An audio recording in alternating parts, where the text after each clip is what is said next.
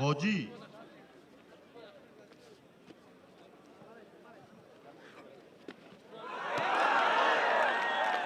خیلی یک پرتافت زیبا مدینه حریف خود را به تخت کپوش پرتافت. مالدیس مدینه.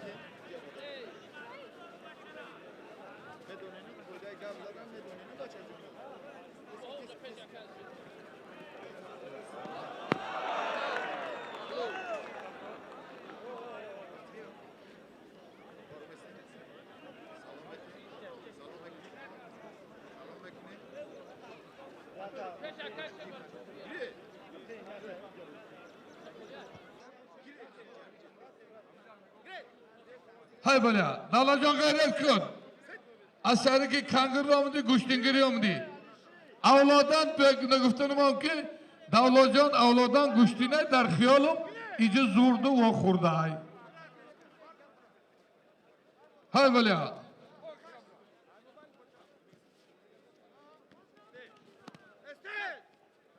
های بله دولا جان کم کم کلی ختم کار بفرما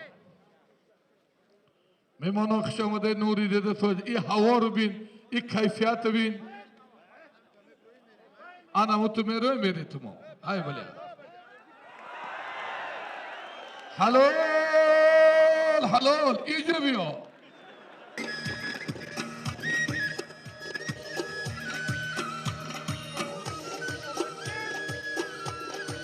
خبر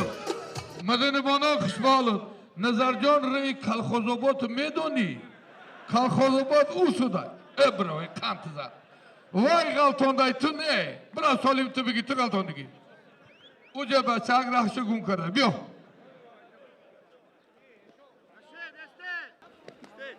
در تتمی نامر یک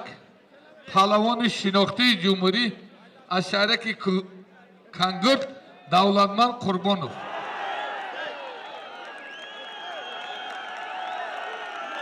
چی گپ شد؟ پهلو بود چی بود؟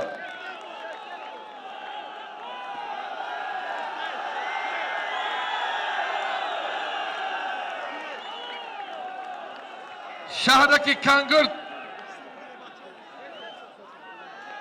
براز مخلصو همو بعد استاد بود ما گفتم استاد بود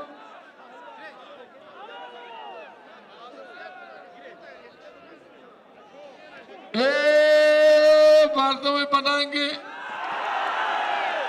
در نوع خوشبحال در نام مدینه و نو از نام رئیس سید ولی شغنو من 300 سومون دپلنی ده خوشبحال مدینه و نو ایناست بگی من 300 سومون دیگه اینامی رئیس سید ولی خوشبحال حالا برادرها همین آدم 750 کیلومتر ایوان پروست تک آمدگی نیست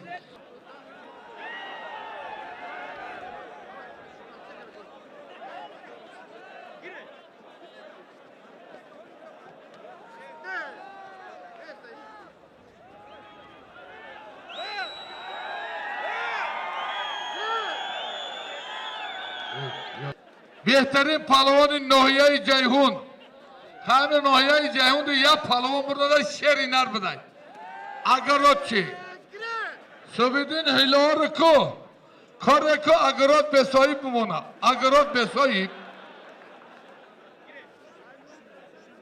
های بله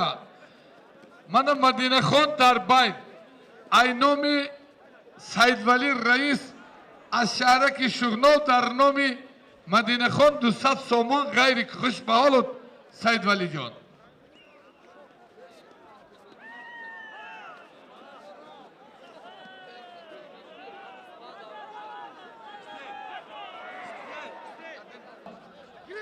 дар номи Маданихон якта чори гӯспанд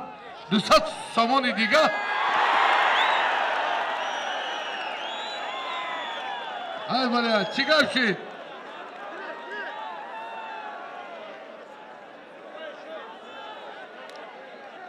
ҳало